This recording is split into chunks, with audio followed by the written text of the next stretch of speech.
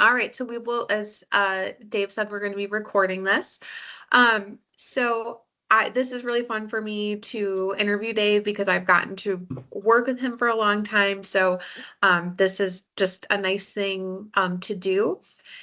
So first thing, Dave, that I want to start out with is, can you tell us a little bit about yourself, what your current job title is, what your job involves, and how long have you been at your current position? Okay, so again, my name is Dave Ballmann. I am a transition specialist and parent liaison with the statewide outreach department for the Wisconsin Center for the Blind and Visually Impaired. I've been in this position for 20 years, a long time already. And as I said, I'm transition specialist and parent liaison. In the transition specialist role, I work with students 14 to 21, students, families, and also professionals, so teachers of the visually impaired and other educators, and really work on planning for what comes after high school. So with transition, there are three components that every student with a disability or every student who has an IEP must address starting at the age of 14. And those three components include employment, post-secondary education, and independent living. And there needs to be goals relating to those three things. And the goals are related to what your plans are for after high school. So the whole purpose is to plan for after you leave high school.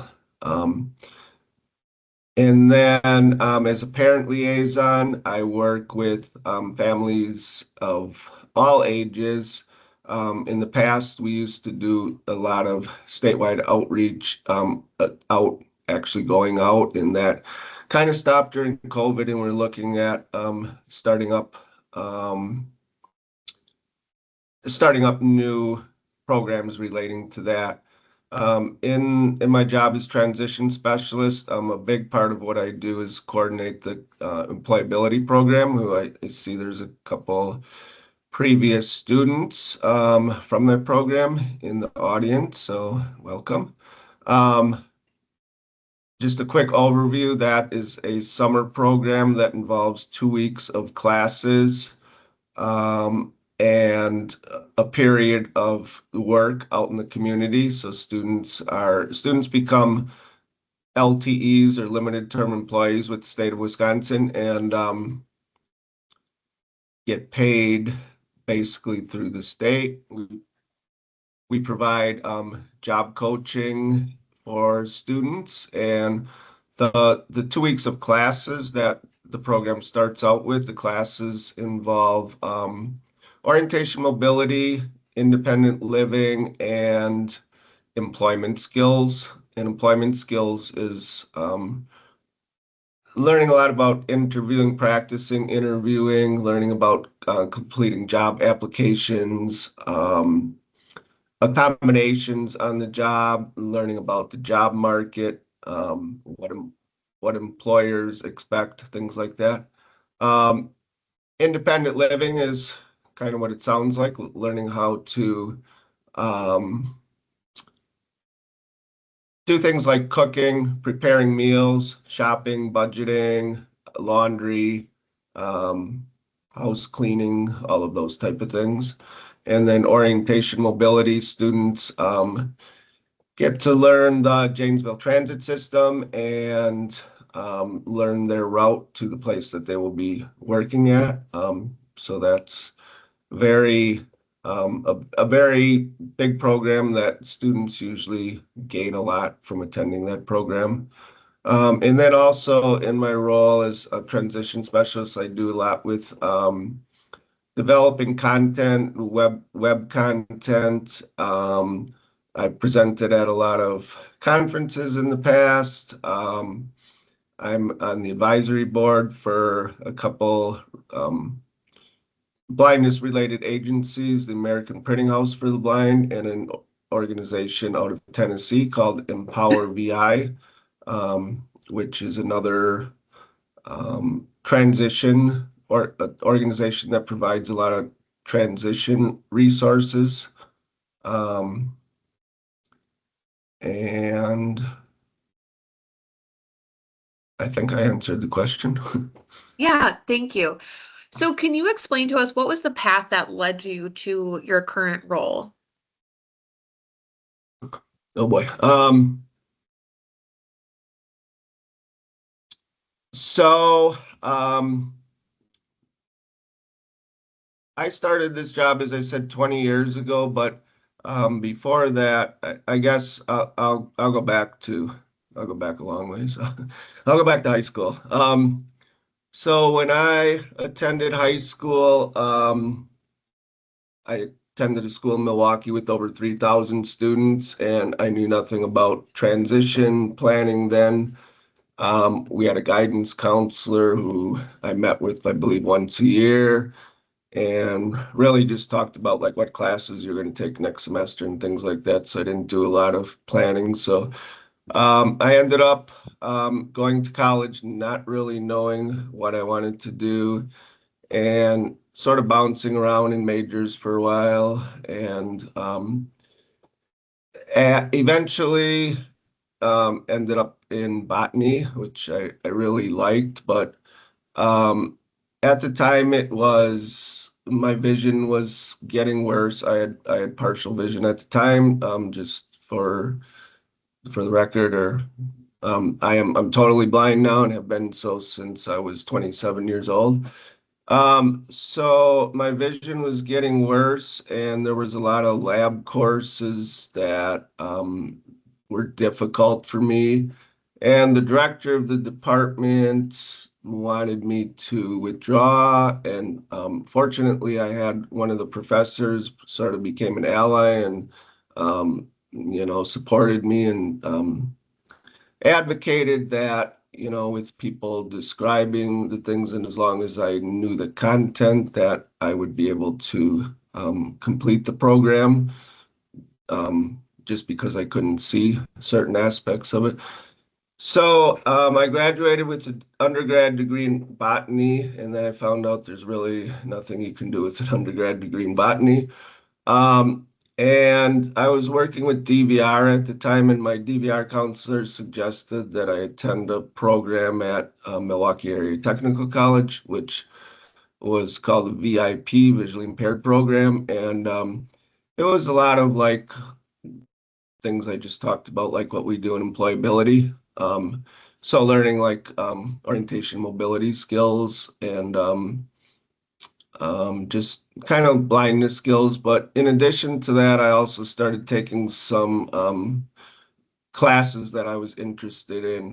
And one of the biggest things for the blindness related classes was learning technology. And this was in the early 80s, and computers were just starting to become like more available and things like that. So I was really fortunate that I learned how to use a computer with another speech program. This was before JAWS existed, and I took a class in medical terminology, which I really liked, and the instructor told me about another class that she taught, which was medical transcription.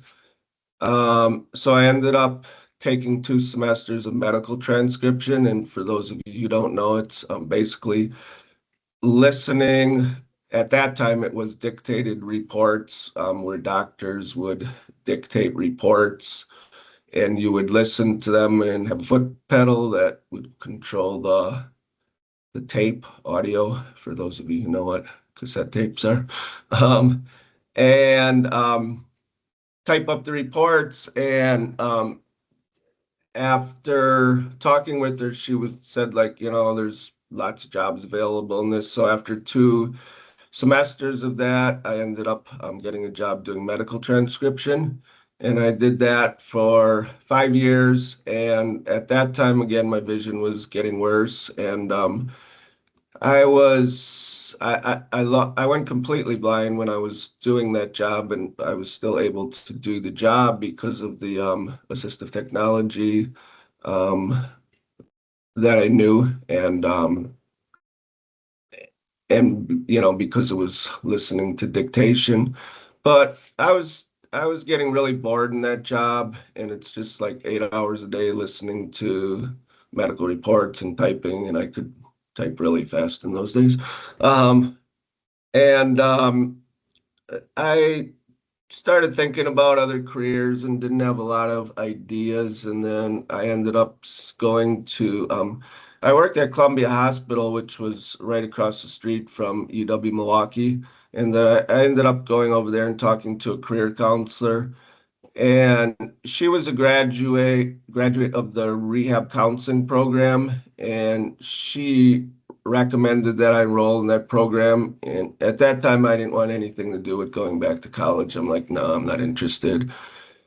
And well, she ended up convincing me to audit a class, and I did. It was the intro class to it, and I really liked the professor, and I could just relate to everything he talked about disability and things. So I changed my mind and decided to go back to grad school, and the hospital had a tuition reimbursement program, so I was working. Most of the classes were in the evening, so I was still working and taking evening classes. And then I ended up getting a grant through the RSA, the Rehab Services Administration, that allowed me to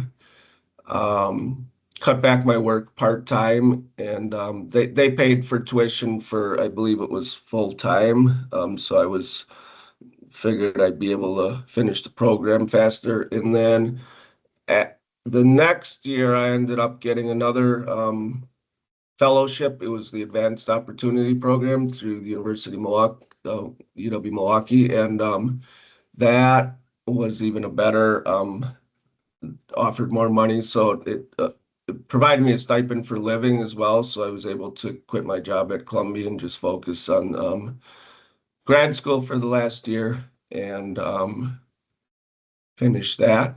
I'm sorry, this is a long answer. So anyway, I ended up taking a job at the Wisconsin Council of the Blind, where I worked as a rehab teacher and provided in-home independent living services in home for people losing their vision.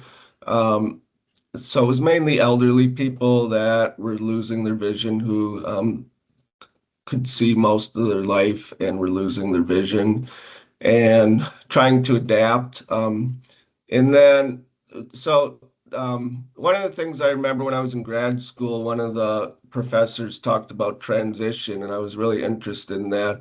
And when I did a job search, there wasn't a lot available in Wisconsin.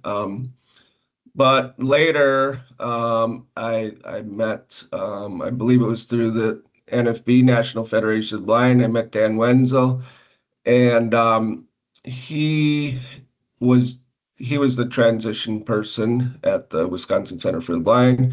And he told me that he was leaving his position to go to another job and that I should apply for it. And I did, and got the job, and here I am today. So that's that long and winding road. Thank you, Dave. So now that you've kind of gone over how you got to your current role, can you share what some of the greatest rewards have been of your current role? Working with students, as I mentioned, the employability program, it's really an intensive learning period for most students, because a lot of times students enroll in the program who may have been like me when I was in high school. I was the only blind student in school, so they might not know other blind people. And just to come and be with a group of their peers, how they see how they can relate to, and often really bond, but and then just the amount of learning that can happen, like it and it can provide a sense of freedom, like learning how to ride a bus, and students may learn certain bus route, and then one of the things the orientation mobility instructors usually do the first day of the program is ride around on the buses and just kind of point out various things of interest, points of interest, students, like movie theater, coffee shop, you know, fun places to go to. So students will say, oh, I want to learn how to go to this place. So it's really empowering. And so that part is definitely rewarding. Presenting at the preschool conference, so there's, parents of little children, and for the most part, they've never met a blind person before. So just being able to sit down with them and talk with them, and, let them know that things are going to be okay, that, your child can grow up and be a normally, whatever that word means, but, uh, socially and just involved in the community, things like that. Thank you. So on the other end of that, what have been some of the biggest challenges within your role?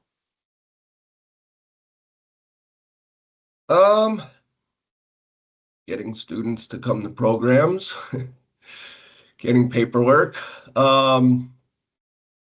sometimes not getting information in accessible format. So I think learning how to advocate. Sometimes I'll be in a meeting and people will put things up on a PowerPoint or on a screen and say, oh, this over here or something, and I have no idea what they're talking about. So learning how to kind of speak up and become an advocate.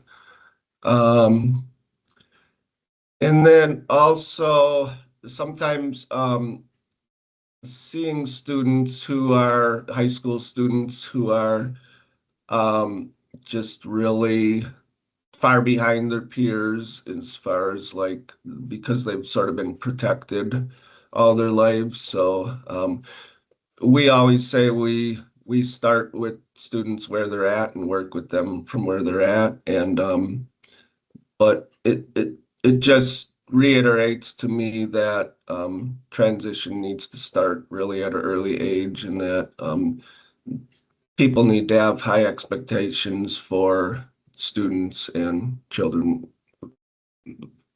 blind and visually impaired students. Thank you, Dave. So now we're going to switch gears into less focus on Dave's current role and just more career and job matters. So what would you say that your biggest barrier in the workplace, like as far as like accessing your job, was, and how did you address that barrier?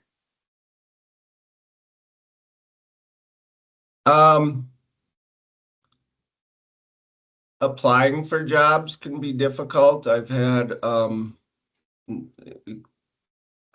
issues with that, both earlier in life when things were not electronic, because they weren't, and they, dealing with paper applications. So that was always an issue. And, now that everything is gone, I would say almost 99% of job application is electronically, and that can be very variable as far as whether it's accessible or not. And there may be parts of it that are accessible and parts that are not. So I would highly recommend to anybody who is in the job market to have some assistance at your ready, so that if you're applying, and a lot of jobs, there may be a 2-week window to apply, and 2 weeks may seem like a lot of time to get stuff together, but a lot of times it's not. And sometimes it's, you may have your application and everything ready, like in a PDF file, and it just needs to be uploaded, and uploading can be a real tricky thing sometimes. So having support ready can really help. What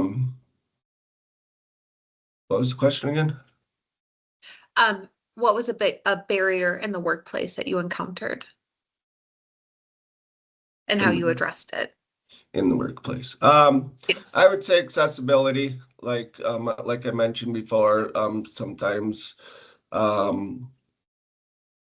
getting handouts, sometimes before a meeting, sometimes who's ever organizing the meeting, they may send out something that's inaccessible. So that can be an issue. Or yeah, I would mostly inaccessibility, I think. Okay. And then again, on the other end of that, what would you say your biggest success has been throughout your career? Definitely students becoming employed. As I said, I think I said earlier, I did the employability program for, I think it's been like 17 or 18 years, something like that. And I would say well over 100 students have gotten jobs while I was coordinating that program. And for the most part, for most of those students, it was their first job, so that can be really rewarding and just fun watching that whole thing play out. And we've had many times employers would offer to hire students, and most of the times they don't live in the area, so it doesn't work out. But just to have that offer, that's really powerful. Hearing parents praise like their student is their child has done laundry for the first time or learned how to cook a meal, things like that. Thank you. Sorry, here I clicked out of my screen. So what would you say, like thinking about successes, what are some of the skills, especially related to blindness or the expanded core curriculum, that have led you to success in your career? Definitely Braille. As I said, I didn't go totally blind until I was 27, but I was born with congenital cataracts and had low vision all the while growing up. So I grew up in a family with 3 brothers, and when I started school in kindergarten, I went to the neighborhood school that my older brother had gone to, and that's when my parents first realized that, and parents and teachers first realized that I was unable to read like the standard textbook print and print on the chalkboard. We didn't have technology in those days. So after that, starting in first grade, I went to a school where there was a resource room. Again, this was in Milwaukee, and that was a school not in my neighborhood, so I took a bus there, and there was probably, I don't know, 8 or 10 students who were blind and visually impaired, and some had other disabilities as well, who would be in that resource room, and then we'd attend our whatever grade we were in at the time, attend the class for a good part of the day. But my teacher was blind, and she was actually the first blind person I met, and was a very huge proponent of Braille and taught me Braille. And So that's been huge. And I didn't use Braille a lot I used it a lot in elementary school, but in high school, almost everything was audiobooks, and in college, everything was audiobooks. But again, when I went to grad school, I was totally blind at the time, so I used Braille exclusively for taking notes. I took notes in my classes on slate and stylus. This was much before laptops and tablets and all that stuff. And so yeah, Braille, definitely technology. Technology is just awesome and opens up so many doors, so much access to information about jobs, just community information, reading newspapers, entertainment, looking up recipes, shopping, all that kind of thing. Orientation mobility, I would say that's very important and very, for me at least, being able to get around independently. I live in Madison, so using public transportation, buses, and even in the workplace. For those of you who've been to the Wisconsin Center for the Blind, it's a pretty big place, and you kind of have to, have some mobility skills to get around. I know that a lot of people may work in a tiny office building and it may not be that important, but having good mobility skills is always good, even if you're taking like Uber or something. You have to it helps to be able to be independent to get to the vehicle. So those would be the big, self-advocacy too, definitely. Self-advocacy is huge, I would say. It's in, that comes to play in a lot of cases, but as I talked about, like inaccessible materials, advocating for yourself, just advocating for needs. Sometimes people will try to do things for somebody who's blind or visually impaired that they're capable of doing. So having the confidence to let them know like what type of assistance you do need, and just as importantly, what you don't need. Dave, that is a perfect segue into our next three questions, which have to do with interacting with your colleagues. And so this first one, I think, really hinges off what you just spoke about, which was if you've had the unfortunate experience of having a colleague or colleagues who may have treated you in a discriminatory manner, or like you just said, like not having like the same expectations as they would for you as everyone else. How do you address that in the workplace? Because that could be a really challenging thing to navigate. I think just being as straightforward with people as you can, without being arrogant though, and without trying to be maybe condescending, but just, letting them know what your skills are and what types of things you might need assistance with. I think first of all, I have to say that I'm very fortunate where I work because people understand blindness. And, so sitting down with somebody and, having them work with me or just observe, like if I'm on a website or something and having issues, or just like how different it is navigating than it is for somebody who's not using a screen reader. So education, I think education is just key. Just the more people understand,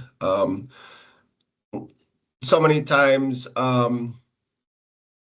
if I'm out somewhere and, I'll ask somebody for directions somewhere and they'll just follow me and then they'll grab my cane. It's like, no, you can't grab my cane because how am I supposed to use my cane when you're holding on to it? And it's just educating people, and it's something that I think blind people have to do all their life, and it's like I said, try and be kind to people and don't realize that um, blindness is a low incidence disability, and many people have never met a blind person before, so they don't really know what to expect or, what you're capable and things like that. So, yeah. Thank you. And then our final question relating to colleagues is, and this is more of just like a general question, but what tips do you have for making new friends and new connections at a job at a more personal level? And I think, keeping in mind that, making friends in a workplace is different than making friends outside of work, like you would in school or in college or just anywhere that you would meet new friends at.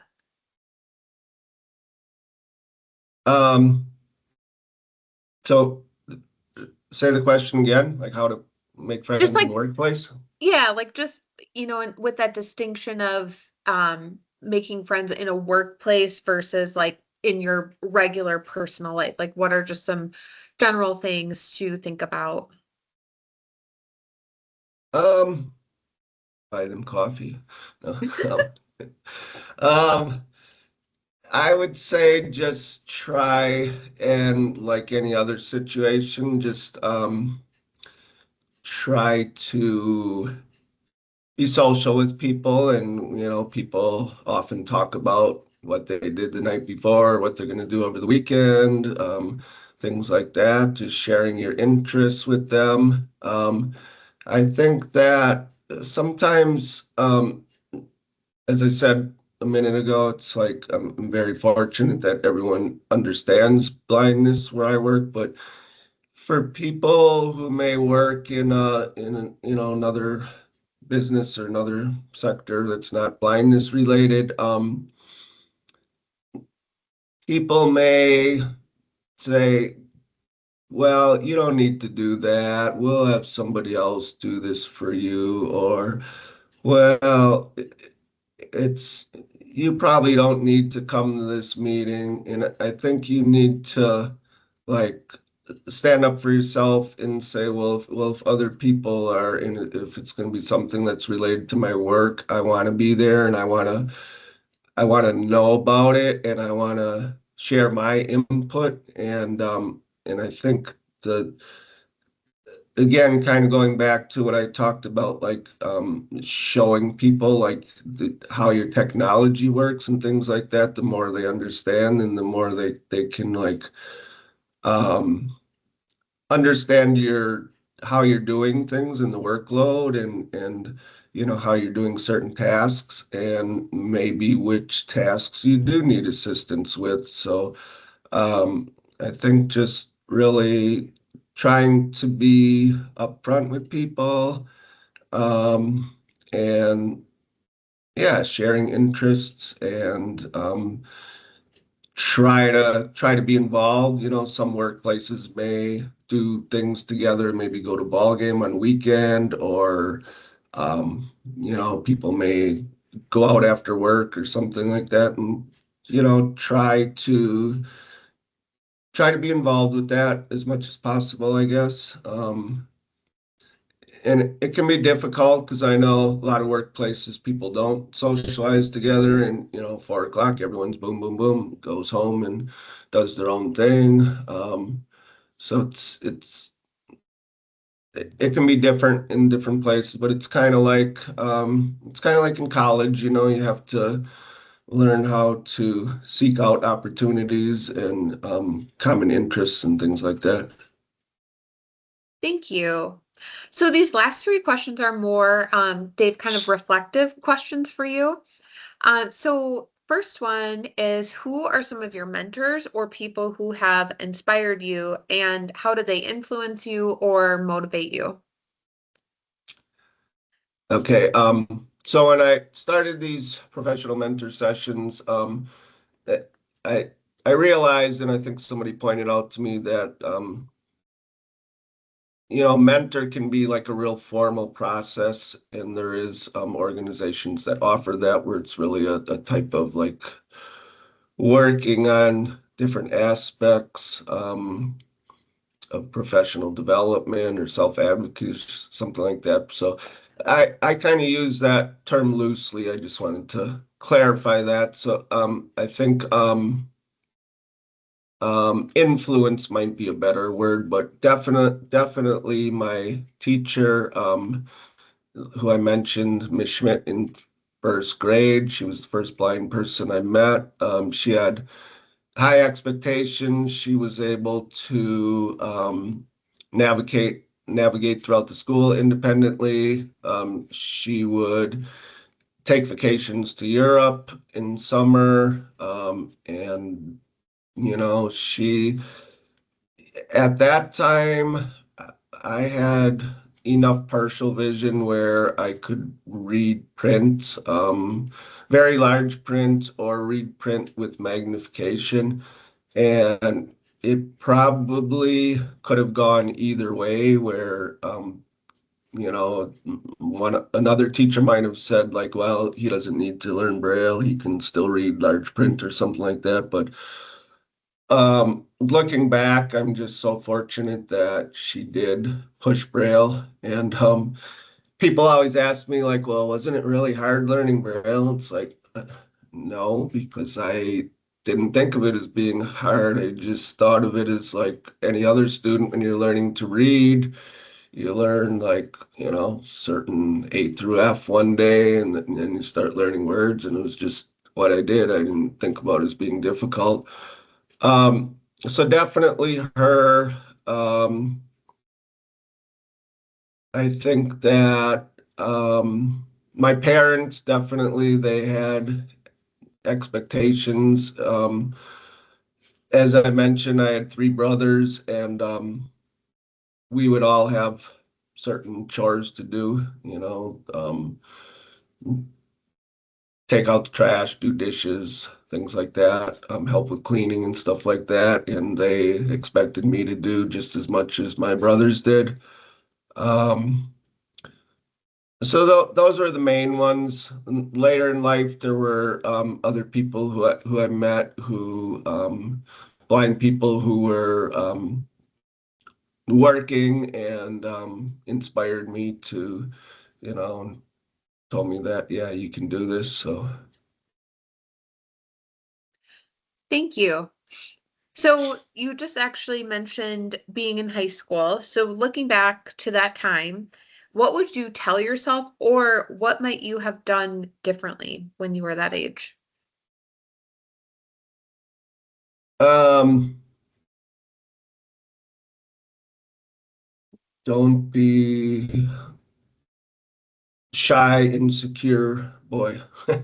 um, I I was, as I said, I was the only visually impaired student, so I tried to hide it, and um,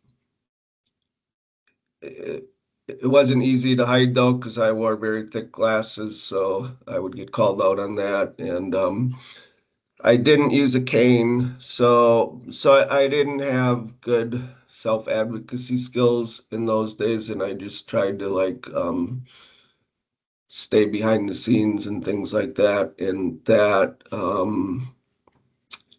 prevented me from a lot of social situations and getting involved in things. And I was fortunate that my older brother went to the same school as me, so we ended up having a lot of the same friends. But if he wouldn't attended that school, things probably would have been a lot different. So I would say really like have the confidence in your abilities, and don't be afraid to let people know, because if you're just kind of trying to hide your disability, first of all, people are going to realize, you're not the same as other people. You're not seeing the same. You're not hiding anything from anybody. So just really being honest with people, I think really helps people to understand, and, helps you to be involved socially more.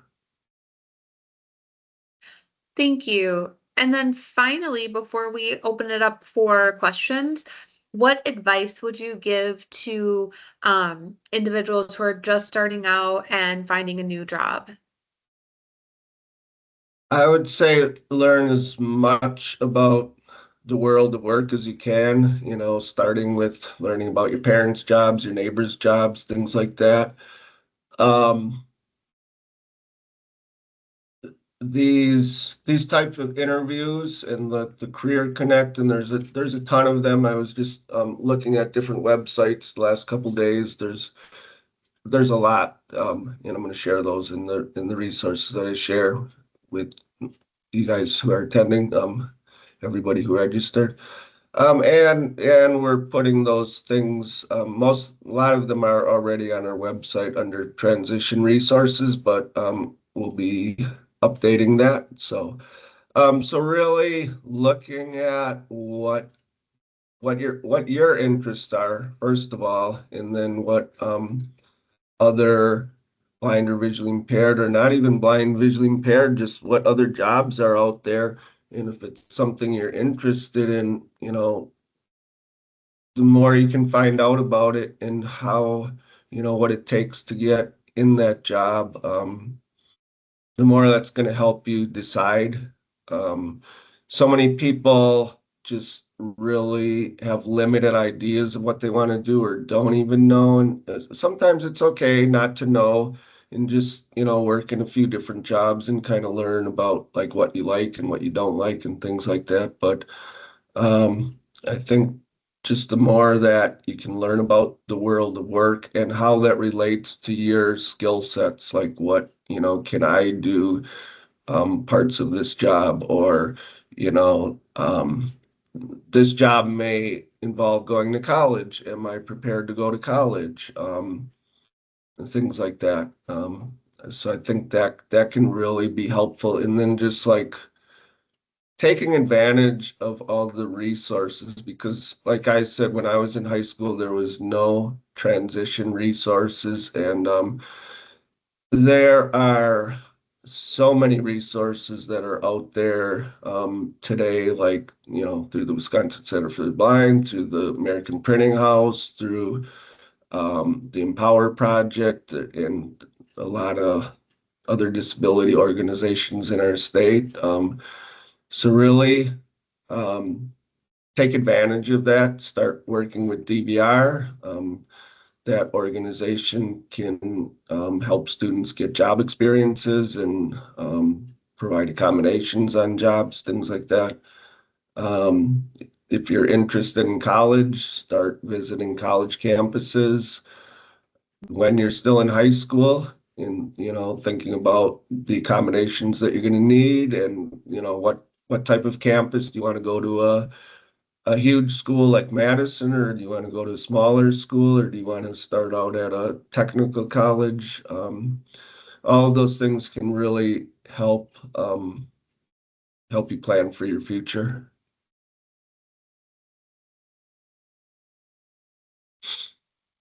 Thank you. So do we have any questions from anyone who's attending today?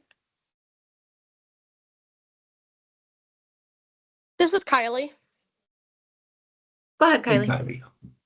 Kylie. Was it easy to be able to get into a college course?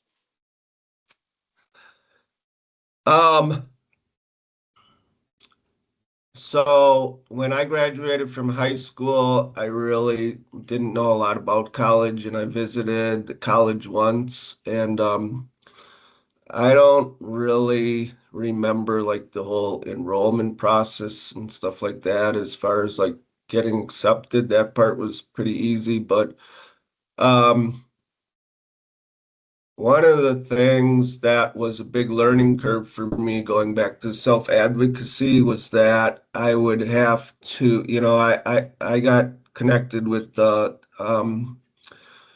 Center for Disability Services, and they talked to me about like they could, provide assistance with test taking, somebody who would read the test and things like that, and whatever accommodations it was they could provide. But it was my responsibility to go meet with each professor, and this was really hard for me at first because I would have to, and I'd wait till the end of class, like usually the first day, and go up there and like introduce myself and say I'm visually impaired and I'm going to need some assistance, and I'm working with disability services, and some of them would get it and be very accommodating, and others would not, and so that was a learning curve for me.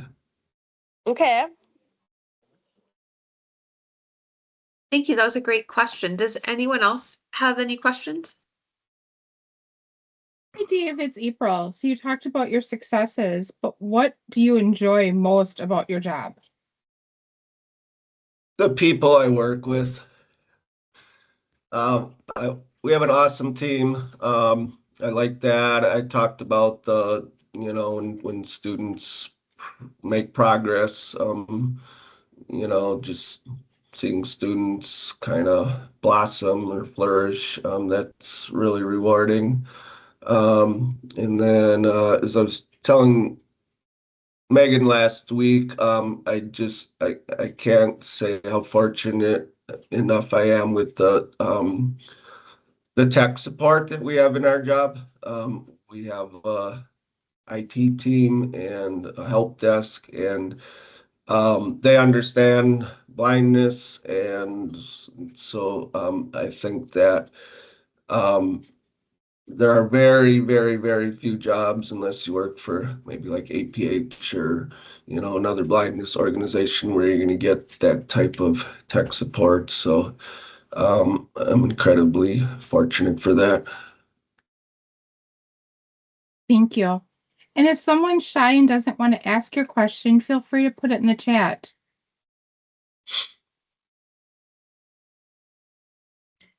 Hey Dave, it's Erin Vanda. Hi. Hey, Aaron. Hey. Trouble. So I was wondering, just out of complete curiosity, you had said that you had worked on or learned a program, like a screen reading type of program before JAWS existed.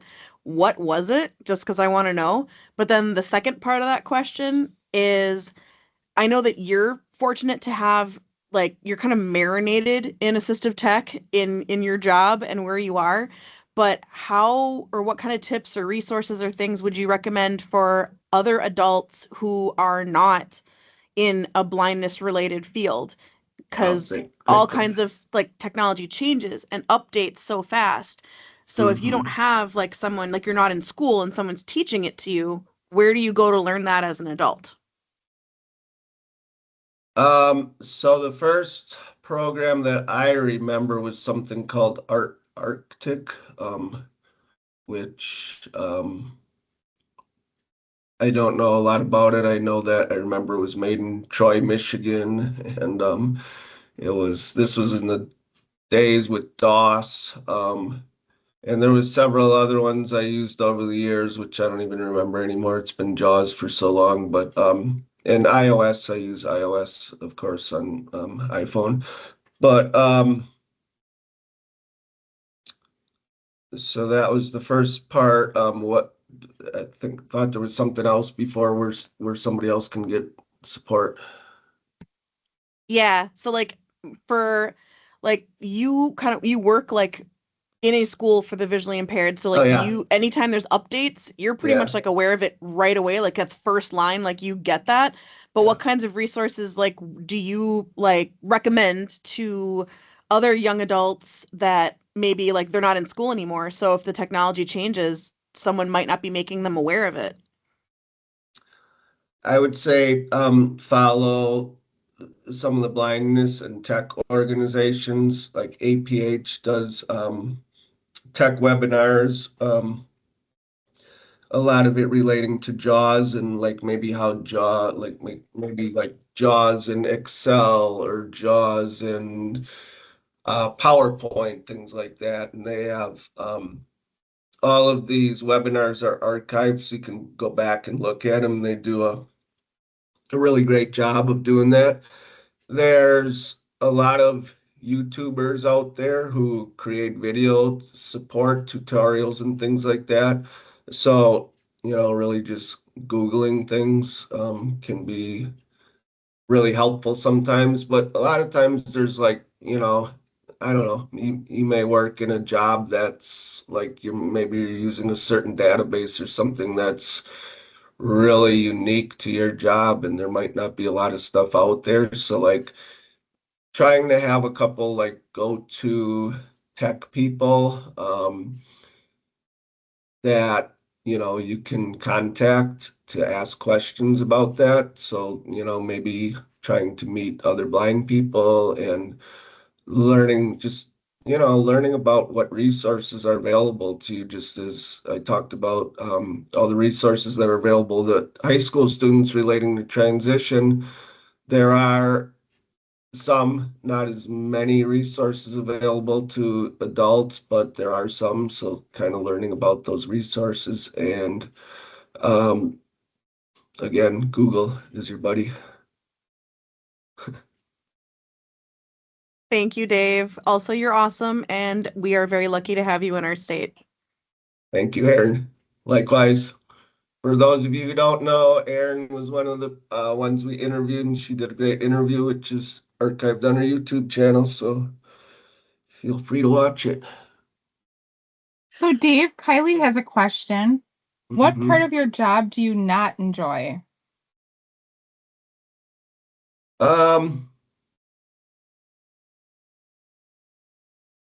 Some of the paperwork, getting it can be a problem sometimes, but it's just part of the job that we all have to deal with.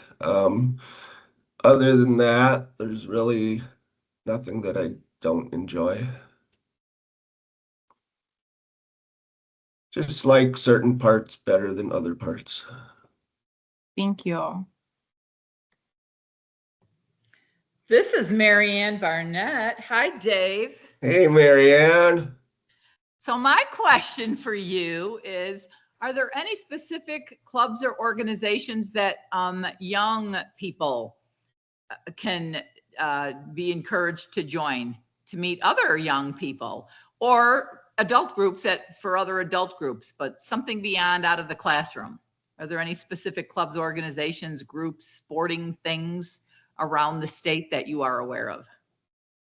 So again, I was very fortunate growing up in Milwaukee. It still exists, an organization, Bold, Blind Outdoor Leisure Development.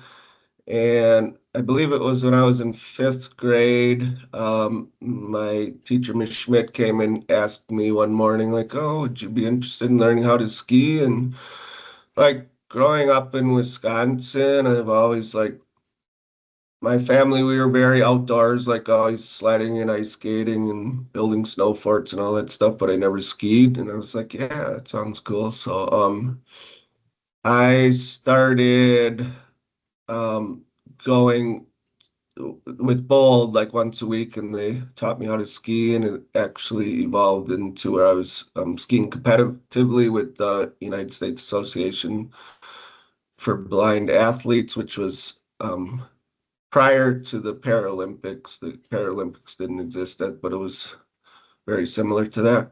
So that was an awesome experience. Bold does still exist, but it's only in the Milwaukee area. So it is kind of limited, and they do other activities besides snow skiing. They do like tandem bicycling and horseback riding, and there are blind bowling leagues throughout the state. I know there's one in Janesville. There used to be one in Madison. I don't know if there's any more. I believe there's some in Milwaukee. Goalball is a sport that's specific to blind people, and our students, we have a goalball team, and the students at the Wisconsin School for the Blind compete against other schools for the blind, but I know there has been some efforts in the state to have adult goalball leagues, and I'm not really sure where that's at right now. So those are really the main ones, like locally or as far as like interstate, that I can think of. But I would say like anybody, look at your interests, and Meetup is a social media type of group where you can meet groups based on interests. So I know in Madison they have like groups that get together for going to different restaurants or hiking, different things like that. All pretty much anything you can think of, like computer related groups, stuff like that. So those would be my main ideas. Thank you.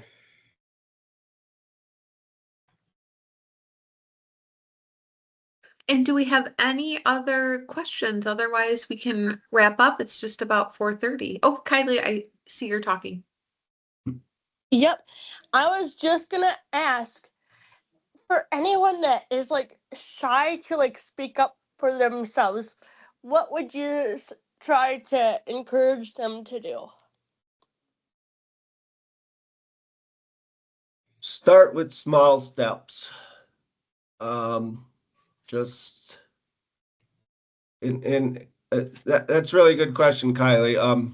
And it can be very common for a lot of people, younger people, even older people who may lose their vision. It's like it does affect your confidence, and I think just again, kind of knowing what your skills and abilities are, and starting out small, and maybe asking somebody, expressing what your needs are. Maybe if you're in a restaurant or store or something like that, letting them know, if you could tell me what's on the menu, or I'm going to need some assistance to find something in the store. And most stores are accommodating that way, at least the workplaces that I shop at. Sometimes it takes some educating the people, and but so yeah, starting in small steps, like maybe just asking something and having a couple successes, and then it'll kind of help you to feel more comfortable doing it again in the future. All right, thanks, Mr. Ballmann. That's a good one. I just thought of that, and I thought I'd throw that out there. That was a great question, Kylie. Thanks. All right, well, this is Megan again, and we are at 4:30. So thank you, Dave, for joining us and just sharing all of your advice and just history about yourself. And thank you, everyone, for joining us after school. So have a good night, everyone.